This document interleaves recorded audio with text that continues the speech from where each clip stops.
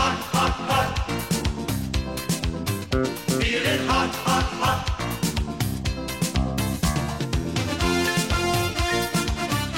Welcome back to week 11 in our Fireside Chats. If you told me when we started that we would do 11 weeks of these, I don't think I would have believed it. But here we are. We are at the end of our 11-week run of Fireside Chats. And so it seems appropriate on this day of an ending to focus on endings in the Bible. Now, generally speaking, I like origin stories better than endings. How things all got started, why they got started, make for great narratives. Kind of like Godfather 2, where we learn about the origin of Vito Corleone, or Bourne Identity, where we meet Jason Bourne and it takes a while for him to discover who he is and why he's so skilled at certain things. Wicked on Broadway tells the story of how the Wicked Witch became the Wicked Witch in the first place, an origin story. Among superhero movies, Batman Begins is much more interesting than the other Batman movies, where we get to see how it all got started and why it all got started. Origin stories are interesting in that way. But stories about endings can also be significant. The final episode of MASH is so meaningful. The last episode of Seinfeld ties it all up and brings back so many characters to wrap up the series. So stories about endings can be significant as well. So today, the end of the Old Testament and the end of the New Testament. In the Christian Bible, the Old Testament ends with the book of Malachi, the prophet Malachi. In the Hebrew Bible, the books are in a slightly different order. Malachi ends the section on the prophets, but is followed by Psalms and the wisdom literature. But in our Bible, the Christian Bible, the prophet Malachi closes the Old Testament.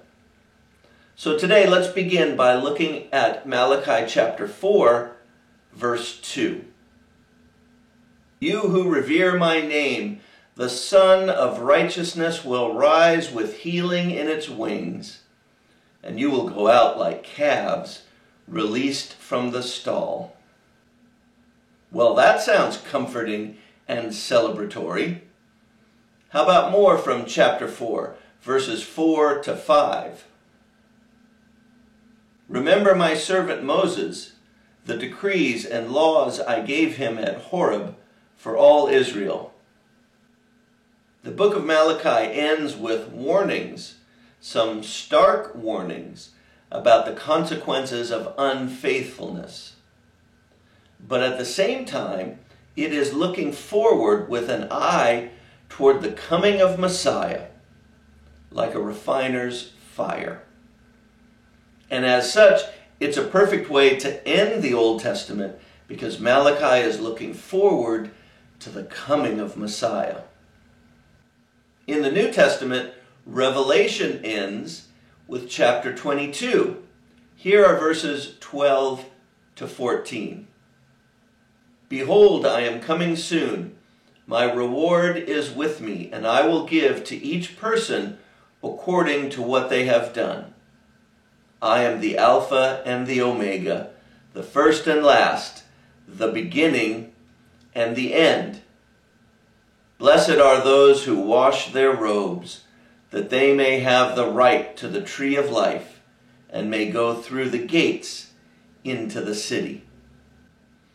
As with Malachi, the book of Revelation ends with some stark warnings about unfaithfulness, but always with an eye toward the future, toward the second coming of Messiah. So Malachi ends with warnings about unfaithfulness, with an eye toward the coming of Messiah. Revelation ends with warnings about unfaithfulness, and with an eye towards the second coming of Messiah. Both endings are also beginnings. It's significant in Revelation that the text says that God is the beginning and the end, the first and the last, the Alpha and the Omega. The name for God in the Old Testament, Yahweh, is a barely translatable Hebrew word that means I am who I am and who I will be. In the name itself, we're told that God is the beginning and the ending, the first and the last, the Alpha and the Omega. So what we draw from this text immediately, I think, is that with God, endings are also beginnings. When one door closes, another door opens.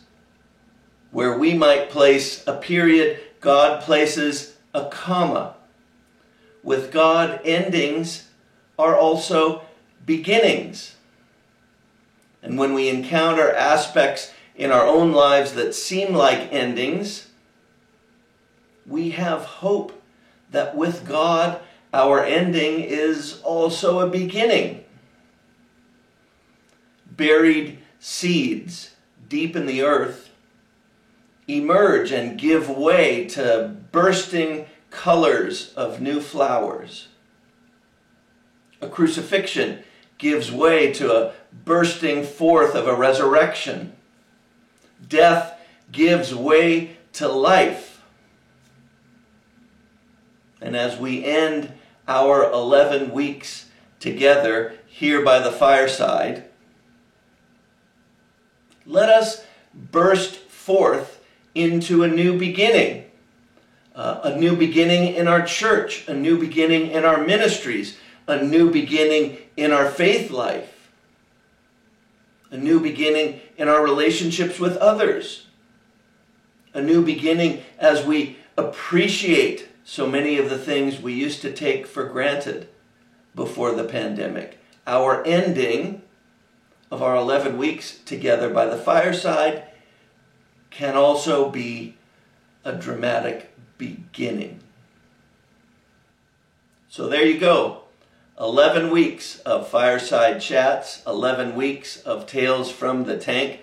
We began, as you recall, during Extreme Lent, during the end of the Lenten season, where we recognized that during this pandemic we were giving up a lot. We gave up a lot of social connections, we gave up a lot of events, we gave up worship on Sundays. We gave up a lot during Extreme Lent. Then we moved into the season of Easter, and 7 weeks in our Easter season. On our website, it was listed as an e-Easter, electronic Easter, and that certainly is what it was for us this year. On our website, we will keep our Extreme Lent and e-Easter content up for you for a while if you want to go back and look at some previous fireside chats or Tales from the Tank. I want to express my thanks to some of the elders of our church who helped by providing some musical playlists. If you didn't listen to their suggestions, I encourage you to go back and do so. They came up with a lot of wonderful and inspiring music. Also want to thank the people who suggested some of our joys of the week. There's all kinds of great content on Extreme Lent and e-Easter for you to go back and take a look at. And so, on behalf of everyone here who helps make this fireside chat possible, our tremendous production staff, our camera operator, our editor, our writer, our researcher, producer Rob in the control booth, and on behalf of my fireplace, we all want to thank you for being a part of our 11-week ministry series here at the fireside. So I'll see you next time on June 7th for our outdoor worship here at Broadway Church. And then on June 14th, we return to the sanctuary for our Better Late Than Never Pentecost service. So plan to wear red, be with us on the 14th, and join us next week outside as we return to worship together at the church. Go in peace to love and serve the Lord. God bless, and I'll see you soon. Feeling hot, hot, hot. Feeling hot, hot, hot.